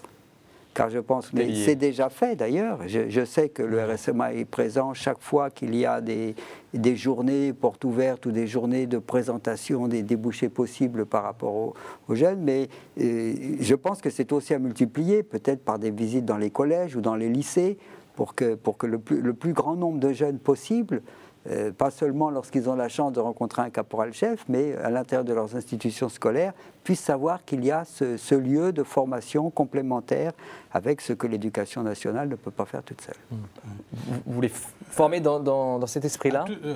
Dans cet esprit-là, et puis je voulais compléter ce que disait Monseigneur du point de vue de l'homme, de la responsabilité que j'ai. Les partenariats sont effectivement stratégiques pour nous. Je reviens juste sur le film un tout petit peu. On voit une personne qui est en civil, c'est un professeur de l'éducation nationale quand il donne le cours, qui est détaché auprès, et c'est vrai dans chacune de nos 7 unités dans l'outre-mer, qui est détaché auprès du régiment pour aider à la remise à niveau scolaire. Les partenariats sont stratégiques. Je ne suis pas tout seul dans mon petit coin en Guyane ou en Nouvelle-Calédonie ou en Guadeloupe à travailler ou à aider des jeunes gens qui sont les miens. Non, je suis bien là dans une démarche qui est plus globale pour aider des jeunes concitoyens à s'en sortir. Et donc, on doit être très en lien avec les élus. Vous avez complètement raison, Monseigneur. Très en lien avec tous ceux qui travaillent déjà sur notre créneau, pour parler vulgairement, les missions locales, les écoles de la deuxième chance, voilà, tous ces organismes qui sont déjà sur le terrain des jeunes en difficulté, pour les DOM, les préfets à la cohésion sociale et à la jeunesse qui ont été mis en place depuis 1 an et demi sous l'égide de Madame la Ministre. Il y a des liens, hein ? Il y a des liens, les chambres de commerce, les syndicats de patrons. On est très en lien, on cherche à développer bien sûr tous ces liens. Et comment vous réfléchissez ça c'est important, hein, vous parliez de cette intégration dans l'entreprise, il n'y a pas forcément de travail, mais du coup comment vous réfléchissez aux besoins de l'entreprise ? Alors, on le fait en lien et sous l'égide... C'est bien la finalité. Hein. Et sous l'égide des États locaux, hein, c'est-à-dire soit l'État français, le préfet ou le haut-commissaire pour les communautés d'outre-mer, et avec, pour ne citer que la Nouvelle-Calédonie, le gouvernement calédonien, par exemple. Donc, en Guyane, pour citer l'exemple de la Guyane, avec le président du conseil régional, le président du conseil général. On se réunit, excusez-moi, mais on se réunit pour chacune des unités, il y a un conseil de perfectionnement, où on amène l'ensemble des acteurs qui ont à voir avec le SMA à se réunir autour de la table. On dresse un tableau économique du territoire pour commencer, ses prospectives, et on regarde si les compétences professionnelles qui sont délivrées au SMA sont bien en accord avec l'évolution de l'outre-mer en question et l'évolution des formations qui sont dispensées dans son environnement. Hein, puisque, comme je le disais tout à l'heure, je n'ai pas vocation à remplacer tous ceux qui font de la qualification et de la formation professionnelle. Myrjane, comment ça se passe quand vous arrivez dans le monde de l'entreprise, entre l'armée et le monde de l'entreprise? Il y a un décalage important. Comment ça se passe? Parce que déjà, à l'armée, tu connais déjà des gens. Tu as l'habitude de voir les gens, et à l'entreprise, tu ne connais pas le patron. Et je trouve que ça va vite. Si en métropole, je trouve que c'est mieux qu'en Guyane, parce que là, si tu fais une faute, on ne regarde pas si tu es belle ou si tu es beau. C'est directement qu'on te met à la porte. Donc, on a un autre comportement encore. Donc, c'est là qu'on réfléchit à tout ce qu'on nous disait à l'armée. Te tenir bien, si tu es en retard d'appeler et tout. Mais moi, ça se passe toujours bien. Parce que pour mon deuxième stage, là, je l'ai fait au Tèche. Je ne sais pas si vous connaissez, c'est en Aquitaine. C'est dans une résidence, Madame Vacances. D'accord. Oui, j'ai fait, et là, j'ai une promesse d'embauche. Ah, bah c'est bien, c'est une bonne nouvelle. Super. Donc, réceptionniste. Donc, a priori, voilà, vous allez devenir réceptionniste. Oui, c'est ce que je voulais. Travailler toujours dans le milieu touristique. Très bientôt, alors. Hein. Oui. Donc, elle m'a dit que comme elle trouve que je parle néerlandais, il y a beaucoup de Hollandais qui viennent. Oui, parce que vous avez des origines néerlandaises. Oui. Hein. Donc, ça l'intéresse beaucoup que je travaille avec elle. Bah, ça fonctionne. Oui, ça fonctionne, mais je pense qu'il faut que ça fonctionne encore plus. Oui. Encore plus. Non, je regardais tout à l'heure, par exemple, toute la séquence sur le poisson. Nous avons en Guyane... Dans la poissonnerie, hein. Dans la poissonnerie. Nous avons en Guyane beaucoup de poissons. Poissons d'eau douce, qui sont magnifiques, et poissons d'eau de mer, qui sont superbes. Nous avons des crevettes. Actuellement, l'activité de pêche est en capitulation. La dernière société de pêche vient de déposer son bilan. C'est absolument tragique. Mais pourquoi? Eh bien, parce que nos coûts sont rédhibitoires par rapport aux coûts des pays qui nous entourent, parce que pratiquement, d'ailleurs, les dernières entreprises de pêche n'emploient pratiquement aucun Guyanais. ce sont tous des Surinamiens ou des Georgetoniens, comme nous disons chez nous. Personne n'a envie d'aller faire de la pêche. Ça fait partie aussi des difficultés d'intégration de la jeunesse dans leur propre pays. Et le système éducatif qui est le nôtre et qui vient directement de Paris n'est pas forcément le meilleur pour adapter les jeunes à la situation à laquelle ils vont faire face et pour utiliser les ressources de leur propre pays pour les développer. Donc tout ça, c'est extrêmement préoccupant. Et je pense que voilà, le RSMA a certainement vocation à susciter parmi les élus et parmi les autres une réflexion supplémentaire sur la manière dont nous préparons la jeunesse à utiliser et à développer les potentialités qui sont dans notre pays. Et oui, c'est possible. J'entends que notre jeune ami veut être agent de tourisme ou quelque chose comme cela. Non, je prépare en formation, c'est agent touristique. Voilà. Mais ce que je veux être vraiment dans le milieu tourisme, c'est réceptionniste. Réceptionniste, voilà. Voilà. Mais voilà un domaine qui devrait se déployer énormément en Guyane, avec les difficultés majeures qui sont le fait aussi de nos coûts qui sont prohibitifs par rapport à ceux des pays alentours, avec la distance de la métropole et le coût du transport entre la métropole et la Guyane qui est rédhibitoire en raison de ce que je ne vais pas développer ici, et la difficulté effectivement que la jeunesse, en particulier du littoral, a de s'approprier la forêt guyanaise qui est une des principales richesses de notre région. Je pense aussi, je regardais ce film avec d'autant plus d'intérêt que je suis allé à Trois-Sauts, où le général a peut-être visité, qui est le village amérindien le plus au sud de la Guyane. Et j'ai trouvé là, en quelques heures, j'y étais avec le général d'ailleurs et le préfet, quelques jeunes qui sortaient du RSMA. Et puis qui étaient là plantés. Et qui étaient là plantés. Et qui étaient plantés. À ne rien faire. À ne rien faire. À ne rien faire. Ah oui, ça c'est moi. À ne rien faire. Pas bon. Et donc, parce que, je ne sais pas trop pourquoi, sinon que la difficulté d'un Amérindien à être intégré, accueilli, reçu, encouragé au-delà du RSMA par la Société du Littoral est quelque chose de très difficile. Actuellement, figurez-vous que dans mon propre évêché, j'héberge 3 Amérindiens. Et nous avons toutes les peines du monde à trouver pour eux, alors que ça existe, des internats, des familles d'accueil, qui soient des familles d'accueil, c'est-à-dire qu'ils les accueillent avec ce qu'ils sont. C'est-à-dire ce ne sont pas des gens du littoral, ce sont des gens du fleuve, dont la langue originelle n'est pas le français, dont la culture est totalement différente. Et nous avons énormément de mal là. Et je pense que, j'espère, oui, je pense que le RSMA est un des lieux où ces choses-là peuvent être aussi réfléchies et partagées avec la société. Oui, c'est vrai qu'il y a du brassage, on le voit sur les images. Oui, bien sûr, le SMA offre cet atout supplémentaire de brasser les jeunes gens ensemble, de se découvrir, de découvrir l'autre, l'intelligence de l'autre, comme on le dit souvent, voilà, de savoir que celui qui appartient à une autre communauté est finalement comme soi-même. Mais je crois que, pour revenir sur le problème de la Guyane, qui est un territoire effectivement extrêmement complexe, voilà, le Cayennais a du mal à venir sur Saint-Laurent, et celui de Saint-Laurent a peut-être un peu plus de facilité à venir sur Cayenne. Enfin, ça reste difficile.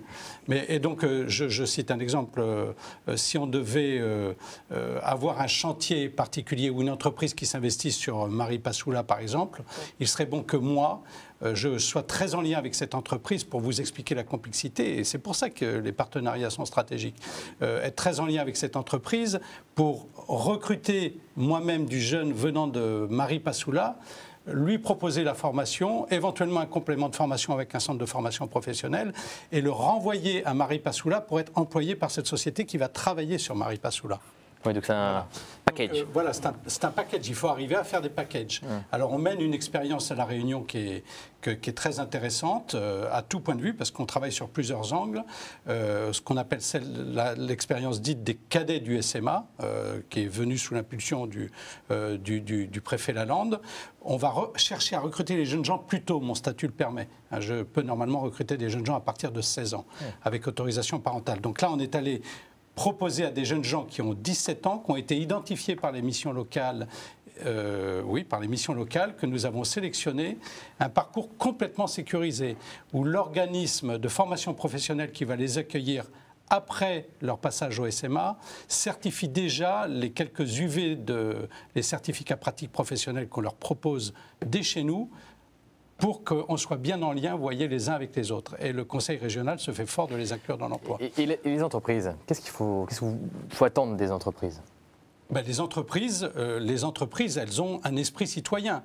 Elles savent très bien qu'il faut aller voir un petit peu plus loin que le bout de son nez, d'avoir un minimum de prospective et d'idées et d'espoir et d'espérance si on veut pouvoir soi-même survivre. Donc on a tout intérêt à être très en lien les uns avec les autres. Et ça marche plutôt bien. Ça marche plutôt bien. On va pas tarder à signer une convention avec le MEDEF national ici à Paris. Et des conventions ont déjà été, c'est un exemple, hein, des conventions ont déjà été signées localement sur différents outre-mer avec les MEDEF locaux. Donc on voit bien qu'il y a ce souci, cette prise de conscience, si elle n'existait pas avant, je suis un peu trop jeune dans le système pour en parler, mais on voit bien que tout le monde se rend bien compte qu'il est temps de travailler ensemble pour dynamiser ces beaux territoires que sont les Outre-mer. Monseigneur Lafont, vous avez l'impression que voilà, la dynamique de l'entreprise colle avec la dynamique du SMA? Ce que je sais, c'est qu'elle ne colle pas suffisamment avec les besoins de la Guyane. Le général parlait de Maripasoula. Je ne pourrais pas nommer une entreprise de Maripasoula. Parce que j'en connais pas. Et la seule entreprise de construction qui accepte de travailler sur le fleuve, qui s'appelle l'entreprise Louison, est en train de refuser maintenant de continuer. Et nous savons, si nous avons des travaux à faire ou des constructions à faire sur le fleuve, qu'on ne peut s'adresser qu'à Louison, car aucune autre entreprise n'accepte. Les coûts sont rédhibitoires. Je vous donne un exemple. La bouteille de gaz coûte 23 € à Cayenne. Et c'est 50 € à Maripasoula. Maripasoula est inatteignable par la route. On ne peut l'atteindre que par l'avion ou bien par la pirogue, c'est-à-dire au moins 2 jours quand il y a de l'eau dans le fleuve. Eh bien, effectivement, établir des entreprises à Maripasoula, ça relève d'une volonté civique superbe. Je ne suis pas sûr qu'on soit bien prêt à le faire. Alors, et ça, c'est un des drames, je pense, de la jeunesse qui se trouve et à Maripasoula et dans le sud, dans les pays amérindiens. Quel est l'avenir entrepreneurial dans ce coin-là? Je ne sais pas. Voilà, d'abord, je pense qu'il ne faut pas baisser les bras. Ah non. Et moi, je pense que, très clairement, vu du SMA, vous voyez bien qu'on travaille déjà sur chacun des jeunes gens qui nous font confiance. Il faut qu'on aille sans doute plus loin. Il faut qu'on ait aussi une dimension un peu verticale, c'est-à-dire de regarder tout ce qu'on peut faire en aide en création de sociétés, très en lien avec les couveuses d'entreprises. Pour que j'ai, par exemple, moi, des jeunes gens auxquels le regard que nous portons sur eux les identifie comme étant des jeunes gens ayant l'esprit d'entreprise, on les identifie, on les aide par le biais de partenariats bien montés, à prendre le pied comme entrepreneurs et eux-mêmes viennent recruter des jeunes gens, bien sûr en priorité du SMA, non, je dis ça avec le sourire, mais viennent recruter les jeunes gens de l'outre-mer en question. Je pense qu'il y a toute cette démarche-là aussi qui est à regarder. Est-ce que le regard des entreprises change ? C'est-à-dire, est-ce qu'elle ne voit que le profit quand vous arrivez avec vos jeunes, quand vous devez vendre vos jeunes, ou elle se dit, bon, il y a aussi une part humaine qui est essentielle pour nous? Je pense que les bonnes volontés existent partout. Simplement, ce sont des questions voilà, de capacité quotidienne. À partir du moment où on a affaire à plutôt un champ de moyenne, très petite, ou voire de PMI, ou d'entreprises individuelles, il est difficile pour elles, d'abord elles ne savent pas recruter, pas forcément, et il est difficile pour elles d'avoir cette capacité à se retourner et à regarder leur environnement. Donc il faut là aussi certainement les aider. J'étais heureux de voir dans le film que vous avez dans votre personnel des gens du coin. Bien sûr. Et ça, c'est extrêmement important. Ah, mais bien sûr, bien sûr. Parce que des gens de la même culture, qui ont vécu la même chose. On a vu un entrepreneur, je crois, qui est lui-même un ancien du bien SMA. Bien sûr. C'est essentiel parce que pour comprendre ces jeunes, il faut avoir quelque part vécu des choses un peu semblables ou connaître les milieux d'origine. Exactement. Dans vos stages, Myrjane, vous avez eu cette sensation, cette impression d'avoir été, voilà, d'être comprise, en tout cas? Oui. Oui. Oui. À quoi, voilà, qu'est-ce qui fait que vous avez eu cette sensation? Parce que déjà, on n'était pas tous de la même, comment dire, on n'était pas tous de la même pays. Il y avait d'autres je faisais avec un gars qui s'appelle Alberto. Il était d'origine d'Espagne. il y avait une autre fille encore, elle c'était Chloé, elle c'était anglais qu'elle parle de Los Angeles. D'accord. Donc on était tous différents, donc elle avait des gens qui parlaient tous de différentes langues. Donc ça l'a apporté plus de clients parce qu'on avait tous les 3 langues différentes. Voilà. Oui, mais on essayait, quand même on se comprenait. Ouais. Et la partie des jeunes gens que nous recrutons, donc que nous appelons volontaires techniciens, donc qui ont ce statut de volontaire aussi, ils ont cette vocation à jouer les relais avec ceux désarmés venant d'autres coins de France, parfois d'autres outre-mer aussi, à bien comprendre effectivement les logiques qui sont celles de tel ou tel département ou territoire d'outre-mer. Non, non, c'est très très important d'être très en compréhension les uns avec les autres. Et puis il y a ce mot aussi qui revient, c'est la confiance. Ça c'est important, confiance entre vous, les jeunes, avec de l'entrepreneur, avec le jeune, confiance entre tout le monde. Ça c'est quelque chose. Confiance vis-à-vis de soi-même. Et vis-à-vis de soi-même, bien sûr, ouais, tout à fait. Oui, ça. Si vous voulez, le SMA n'a pas vocation. Il l'avait dans le temps, il ne l'a plus maintenant. Encore une fois, nous n'avons pas vocation à remplacer les autres. On doit vraiment jouer sur le créneau qui est le nôtre aujourd'hui, donc celui d'aider l'égalité des chances, hein, d'aider vraiment ceux qui en ont besoin. Les qualifications que nous apportons, nous, sont liées à ce que savent faire les armées, c'est-à-dire avant tout du savoir-être. Et l'apport de compétences professionnelles qui va bien sûr aider le jeune à pouvoir s'inclure dans l'emploi, sans elle on ne pourrait rien faire, ou aller sur une formation professionnelle, est là aussi avant tout un moyen de jeter un bon regard sur soi-même, de reprendre confiance en soi, Et si moi, imaginons, je suis gérant d'un hôtel, qu'est-ce que vous allez me dire pour que je m'engage avec Myrjane pour l'embaucher? Alors, comment vous allez me convaincre?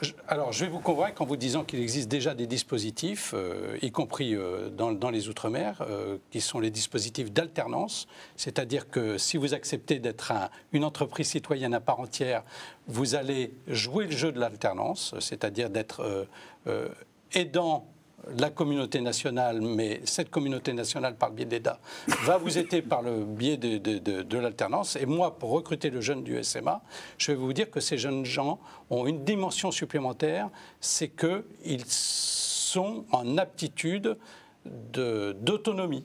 C'est-à-dire cette aptitude, encore une fois, à discerner et à faire les bons choix. Et donc à faire le bon choix du comportemental. C'est-à-dire de respecter, sans avoir besoin de quelqu'un d'autre, de respecter la mission qui leur sont confiées. Et donc de respecter et se respecter soi-même pour aller plus avant dans la vie qui est la vie de chacun d'entre nous. Et vous avez bien vendu, Myrjane? Oui. Okay. Monseigneur Lafont. Il y a un jeune que j'essaye d'aider depuis 6 ans, qui est passé par toutes les couleurs de l'arc-en-ciel. Nous avons souvent parlé du RSMA et il me dit que physiquement, il ne peut pas être accepté. Il a eu une multitude d'accidents. Enfin, il marche, il mange, il boit, mais il me dit qu'il ne peut pas être accepté à cause d'un physique peut-être pas suffisant. Est-ce qu'il a été se présenter à la porte du SMA? Je ne crois pas. Bon, donc il faut qu'il aille déjà se présenter à la porte du SMA pour savoir ce que le médecin va lui proposer. Il est bien évident, je le disais tout à l'heure, qu'on ne recrute pas des Rambo pour l'Afghanistan. Moi, je suis bien dans l'action sociale. Et donc, un jeune, je vais exagérer le trait, mais si un jeune était borgne, je devrais pouvoir le prendre. Alors après, il y a des dimensions de contentieux juridiques, etc. Je passe. Mais très clairement, je devrais pouvoir le prendre. Donc, nous avons des ABAC en matière de médecine militaire, donc de médecine légale, qui nous permettent de prendre des jeunes gens qui ont déjà eu des accidents dans la vie, bien évidemment. Donc, qu'ils n'hésitent pas à venir frapper à la porte du SMA de Guyane, puisqu'il s'agit de la Guyane. Je vous remercie. On arrive doucement, il nous reste 5-6 minutes, on arrive doucement à la fin de cette émission. Je voudrais revenir sur ce que dit l'un des responsables militaires qu'on voit à la fin du documentaire. Si ça existe toujours, depuis 50 ans, donc c'est que ça marche, donc cette formation militaire. On devrait peut-être en ouvrir ailleurs. C'est ce qu'il nous dit, cet officier. Dans quelle mesure c'est transposable ailleurs? Alors, et comment? Je vais vous faire une réponse, moi en 2 temps. Je me permets de saisir la parole au bon. D'abord, Premier temps de la réponse, c'est que le SMA est en pleine phase de développement. On n'a pas abordé le sujet maintenant parce que, bon, voilà. Le SMA est en train de doubler son offre de stage. Je recevais en flux l'an dernier 3000 jeunes gens, j'en reçois cette année 4100. J'en recevrai, quand je dis je, nous en recevrons, les SMA en recevront 5000 pendant l'année 2012. Et à l'horizon 2013-2014, nous serons en aptitude d'offrir 6000 places de stage. Donc c'est beaucoup, ça, c'est bien. Donc ça, c'est beaucoup. Donc ça, c'est une première réponse. Première partie de la réponse. Deuxième partie de la réponse, il existe des dispositifs, y compris en métropole, qui sont des dispositifs très cousins de ceux du SMA.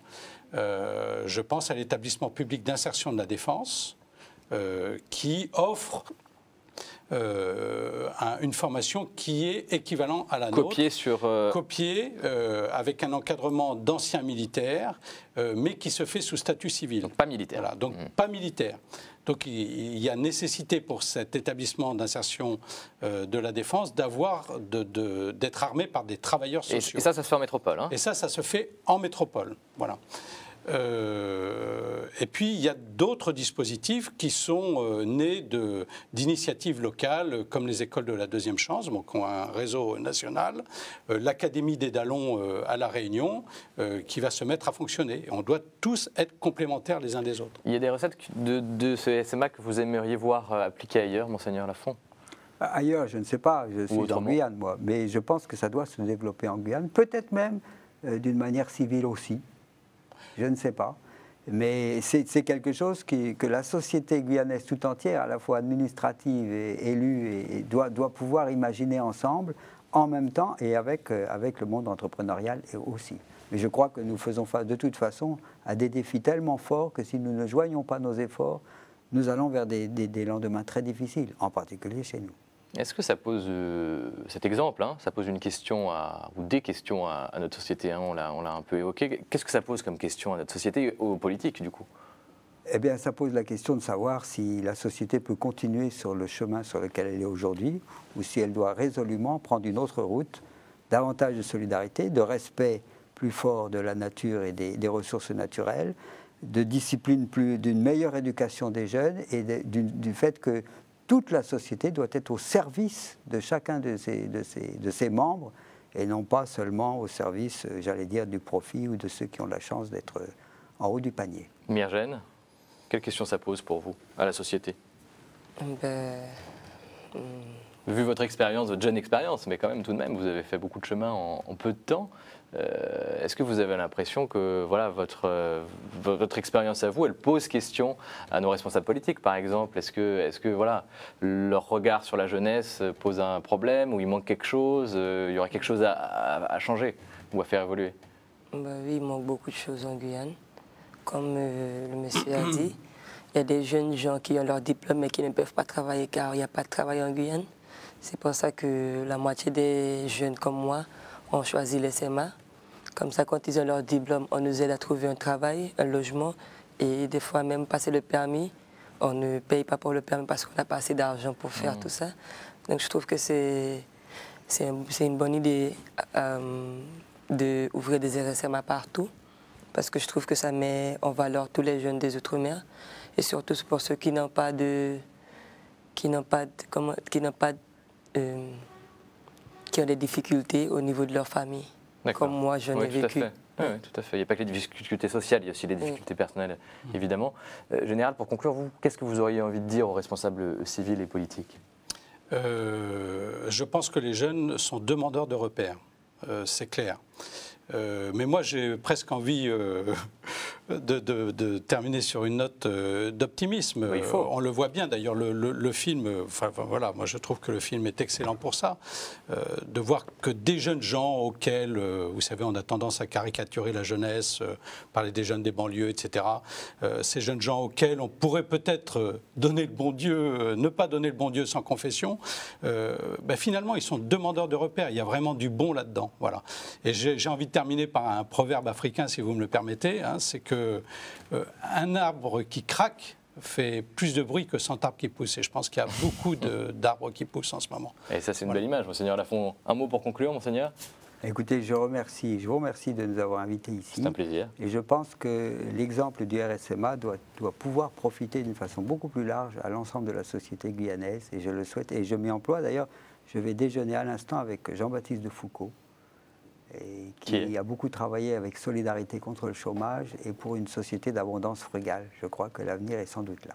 Eh bien, écoutez, merci en tout cas à tous les trois d'être venus participer à cette émission. C'était très enrichissant. Et puis, merci à vous de l'avoir suivi, cette émission. Je vous rappelle que c'était le 7e volet de notre série L'entreprise à visage humain, série réalisée, vous en avez l'habitude maintenant, en partenariat avec DCX. Pour plus d'infos sur les 6 premiers volets, rendez-vous sur le site internet de DCX. L'adresse s'affiche sur vos écrans. J'en profite d'ailleurs pour remercier Marc Janson pour sa précieuse collaboration. Merci et à très vite sur KTO.